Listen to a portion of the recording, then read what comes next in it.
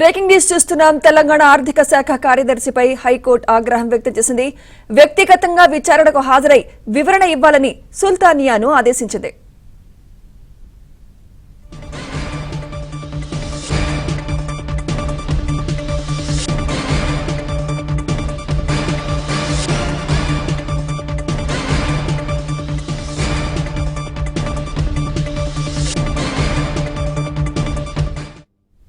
తెలంగాణ ఆర్థిక శాఖ కార్యదర్శిపై హైకోర్టు ఆగ్రహం వ్యక్తం చేసింది.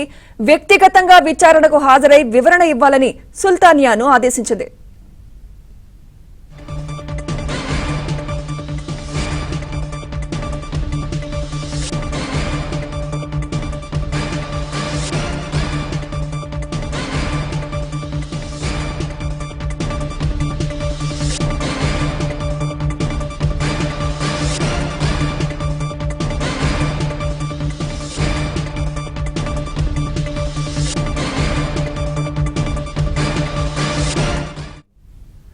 తెలంగాణ ఆర్థిక శాఖ కార్యదర్శిపై హైకోర్టు ఆగ్రహం వ్యక్తం చేసింది. ఇదే అంశంపై మరింత సమాచారం మా క్రైమ్ కరెస్పాండెంట్ ప్రవీణ్ అందిస్తారు. ప్రవీణ్, విచారణకు వ్యక్తిగతంగా హాజరై వివరణ ఇవ్వాలని సుల్తానియాను హైకోర్టు ఆదేశించినట్టు తెలుస్తోంది. మీ దగ్గర అప్డేట్స్ ఏంటి ప్రవీణ్? తెలంగాణ ఫైనాన్స్ సెక్రటరీపై హైకోర్టు ఆగ్రహం వ్యక్తం చేసింది. రిటైర్డ్ ఉద్యోగుల బకాయిలు 2 ఏళ్లుగా చెల్లించలేదని ఇప్పటికే పిటిషనర్ తన వాదనలు కూడా వినిపించడం జరిగింది. దీంతో పిటిషనర్ యొక్క వాదనలకు ఏకీభవించినటువంటి న్యాయస్థానం ప్రస్తుతం తెలంగాణ ఫైనాన్స్ సెక్రటరీకు కీలక ఆదేశాలు జారీ చేసినటువంటి పరిస్థితి కనపడుతుంది. రిటైర్డ్ ఉద్యోగుల బకాయిలు 2 ఏళ్లుగా చెల్లించకపోవడంపై పిటిషనర్ యొక్క వాదనలు వినిపించారు. గత సంవత్సరం క్రితమే ఇప్పటికే బకాయిలు ఏవైతే ఉన్నాయో బకాయిలు చెల్లించాలంటూ కూడా ఆదేశాలు ఇచ్చినప్పటికీ కూడా కనీసం రాష్ట్ర ప్రభుత్వం కానీ ఫైనాన్స్ సెక్రటరీ కానీ పట్టించుకోలేదనేటువంటి అంశాన్ని ప్రధానంగా కోర్టు దృష్టికి కూడా తీసుకురావడం జరిగింది. ప్రస్తుతం కోర్టు అయితే మాత్రం కీలక ఆదేశాలు జారీ చేసినటువంటి పరిస్థితి కనపడుతుంది. అయితే నేడు వ్యక్తిగతంగా విచారణకు హాజరు కావాలంటూ కూడా గతంలోనే తెలంగాణ హైకోర్టు స్పష్టమైనటువంటి ఆదేశాలు ఉన్నప్పటికీ కూడా ఈరోజు ఫైనాన్స్ సెక్రటరీ వ్యక్తిగతంగా విచారణకి హాజరు కాకపోవడంతో తీవ్ర ఆగ్రహం వ్యక్తం చేసింది. 600 అయినా ఈరోజు ఖచ్చితంగా వ్యక్తిగతంగా ఫైనాన్స్ సెక్రటరీ హైకోర్టు ముందు విచారణకు హాజరు కావాల్సింది అంటూ కూడా ఈరోజు తెలంగాణ హైకోర్టు కామెంట్ చేసినటువంటి సందర్భం. ముఖ్యంగా ప్రభుత్వ తరపు న్యాయవాది ఈరోజు వాదనలు వినిపించారు.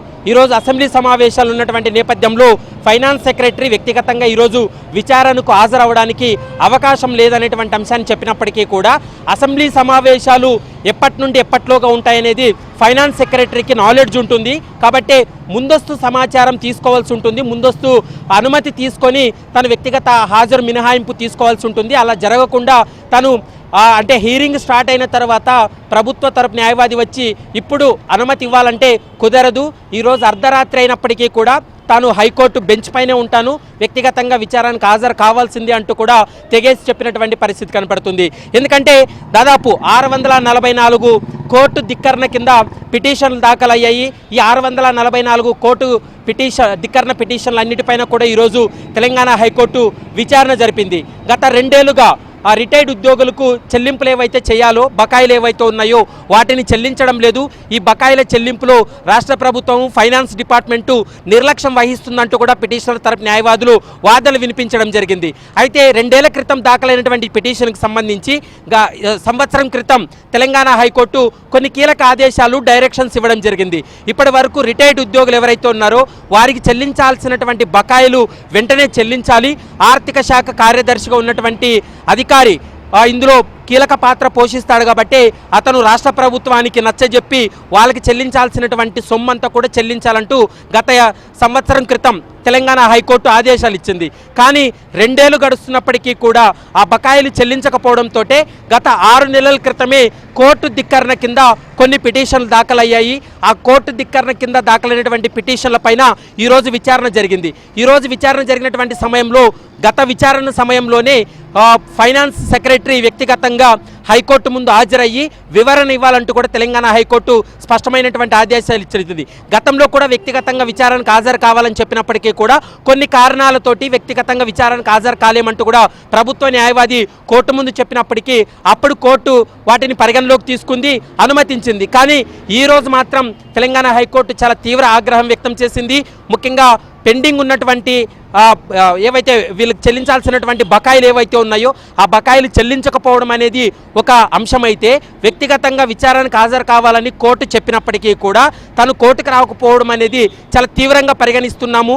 6-100 అయినా ఈరోజు వ్యక్తిగతంగా విచారణకు హాజరు కావాలి.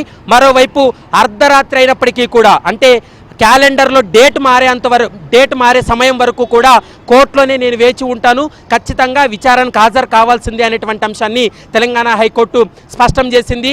అసెంబ్లీ సమావేశాలు ఉన్నాయని కారణం చూపెట్టడం సరైంది కాదు. ఎందుకంటే రిటైర్డ్ ఉద్యోగులపైన చిత్తశుద్ధి ఉన్న, రిటైర్డ్ ఉద్యోగులకి న్యాయం చేయాలనుకున్నా, వాళ్ళకి బకాయిలు చెల్లింపులు చేయాలని ఒకవేళ భావించినట్లయితే ఖచ్చితంగా కోర్టుకు వచ్చి వివరణ ఇవ్వాల్సి ఉంటుంది. అలా వివరణ ఇవ్వకపోవడాన్ని చాలా తీవ్రంగా తప్పుపడుతున్నాం, తీవ్రంగా పరిగణలోకి తీసుకున్నాం అనేటువంటి అంశాన్ని కోర్టు స్పష్టం చేసింది. ఇప్పటికే ప్రభుత్వ న్యాయవాది అయితే మాత్రం ఫైనాన్స్ సెక్రటరీకి సమాచారం అందించడం జరిగింది. మరి ఈరోజు వ్యక్తిగతంగా విచారణకు హాజరవుతారా లేదనేది మాత్రం చూడాల్సినటువంటి అవసరం ఉంటుంది. సుమిత్ర.